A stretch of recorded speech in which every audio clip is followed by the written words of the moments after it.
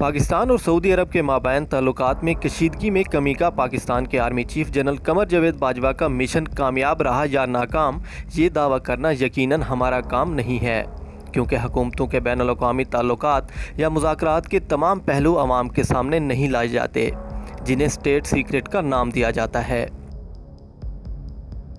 تاہم اس ضمن میں جو واقعات رونما ہوئے، ان کی معلومات عوام تک پہنچانا اطلاعات تک رسائی کی آئینی شیک کے تحت عوام کا حق ہے۔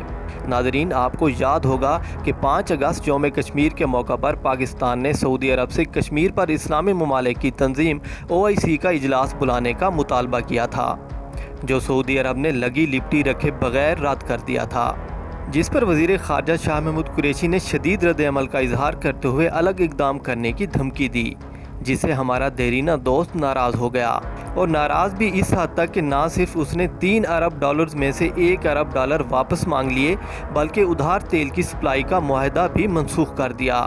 یہ صورتحال پاکستان کے لیے انتہائی تشویشناک تھی۔ کس لیے بنائی تھی OIC؟ کیوں ضرورت تھی OIC کی؟ فلسطین کا مسئلہ آپ کے سامنے ہے، کشمیر کا مسئلہ آپ کے سامنے ہے، اور اگر یہ OIC کا آج مجھے کہنے دیجئے، آج میرا دل جلا ہوا ہے، مجھے کہنے دیجئے، اگر یہ OIC council of foreign ministers کا اجلاس ہی نہیں بلا سکتی تو یہ OIC اپنی افادیت کھو رہی ہے، یہ OIC مردہ ہونے والی ہے۔ اس OIC کو جاگنا ہوگا۔ پاکستانی قوم، کشمیری قوم کہہ رہی ہے، اس OIC نے اگر اجلاس نہ بلایا اور اپنے یکجہتی کا اظہار نہ کیا تو پاکستان اس کا فاؤنڈنگ ممبر ہے۔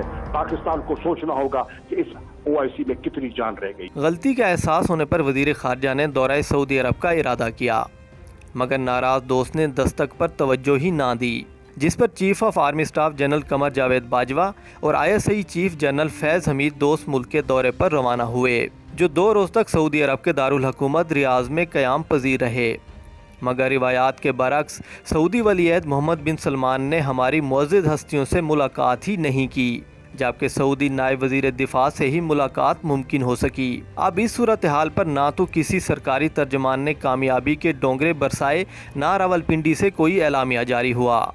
البتہ موقف اختیار کیا جا رہا ہے۔ حکومتوں کے تعلقات حکومت کے نمائندوں کی ذمہ داری ہے۔ آرمی چیف دفاعی معاملات پر مذاکرات کے لیے گئے تھے، جن کی شیڈیول کے مطابق ملاقاتیں ہوئیں۔ کوئی وجہ نہیں ہے کہ اس موقف کو درست تسلیم نہ کیا جائے۔ چنانچہ اس کا واضح مطلب یہی نکلتا ہے کہ کشیدگی کے حوالے سے صورتحال جوں کی توں برقرار ہے، جو حکومت کے لیے یقیناً سنگین پریشانی کا سبب ہے، جس کے اثرات کچھ یوں سامنے آئیں گے کہ ذرائع آمدن مسدود اور ٹیکس ہدف نامکمل ہے، جبکہ IMF کی قسط کی ادائیگی سر پر پہنچ چکی ہے، جس کا نتیجہ یقیناً مزید مہنگائی کی صورت میں عوام کے سامنے آنے والا ہے۔ اور اب انہی مسائل کے حل کی کوشش میں وزیر خارجہ شاہ محمود قریشی چائنا دورے پر ہیں۔ اس دورے کا جو بھی نتیجہ نکلا، اس سے ناظرین کو فوراً آگاہ کریں گے۔